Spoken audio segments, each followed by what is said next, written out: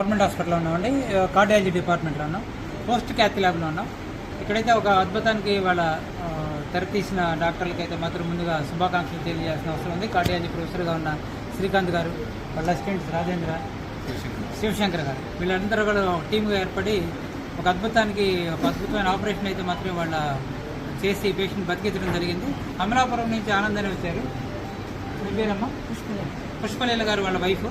ఆనందం పోయి కొద్దిగా బాత్తో కళ్ళమటి నీళ్లతో దాదాపు 80% గుండె పాడైపోయి గుండె మార్పిడి తప్పదు అన్న కోణంలో ఇక్కడ రావడం జరిగింది. ఆ టైంలో డీఫిబ్రిలేటర్ కూడా చేసి పేషెంట్కి కార్డియాక్ ఎరిథియమియాస్ రావటం, వాటికి షాక్ ట్రీట్మెంట్ ఇవ్వటం, దాన్ని ఏదో రకంగా ఇబ్బంది లేకుండా చూడటం కోసం ఇంకా ఆధునికమైన పరికరాలు ఏమున్నాయని ఆలోచిస్తే ఇంట్రా కార్డియాక్ డీఫిబ్రిలేటర్ అంటారు. మామూలుగా మనం డీఫిబ్రిలేటర్ అనేది ఎక్స్టర్నల్ కార్డియాక్గా మనం బయట చెస్ట్ వాల్ మీద ఇవ్వటం, షాక్ ట్రీట్మెంట్ ఇవ్వటం మనం చాలామంది చూస్తూ ఉంటాం. ఈవెన్ సినిమాల్లో కూడా చూపిస్తూ ఉంటారు.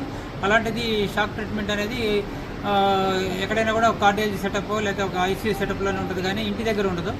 బట్ ఇది ఆనంద్కి మాత్రం డైలేటెడ్ కార్డియోమయోపతి అనే ఒక జబ్బుతో గుండె వీక్ అయిపోయి గుండె ఫెయిల్యూర్కి వెళ్ళిపోయి గుండె ఫంక్షన్ దెబ్బతిని కేవలం 20% ఈఎఫ్తోనే వచ్చినట్టున్నారు. దానికి ఇంట్రా కార్డియాక్ డీఫిబ్రిలేటర్ అంటే ఒక షాక్ ట్రీట్మెంట్ ఇచ్చే డివైస్ని గుండె లోపలే పెట్టేసేసి చిన్న బ్యాటరీ పెట్టేసి ఆ బ్యాటరీ ద్వారా షాక్ ట్రీట్మెంట్ ఇవ్వడం అనేది ఇంట్రా కార్డియాక్ డీఫిబ్రిలేటర్ అంటారు. అలాంటిది ఆధునికమైన పరికరంగా మనం తీసుకోవాల్సిన అవసరం ఉంది. అది సింగిల్ ఛాంబర్ డీఫిబ్రిలేటర్ కూడా ఉంటాయి, 2 ఛానల్ కూడా కొన్నిసార్లు ఉంటాయి. మనం కామన్గా తెలుస్తుంది పేస్ మేకర్ అనేది మాత్రం చాలామంది తెలుసు, కానీ డీఫిబ్రిలేటర్ గురించి చాలా తక్కువ మంది తెలుసు. చాలా తక్కువ మందికి ఈ అరుదైన ఆపరేషన్ జరుగుతూ ఉంటుంది, ఎందుకంటే చాలా కాస్ట్లీ. తను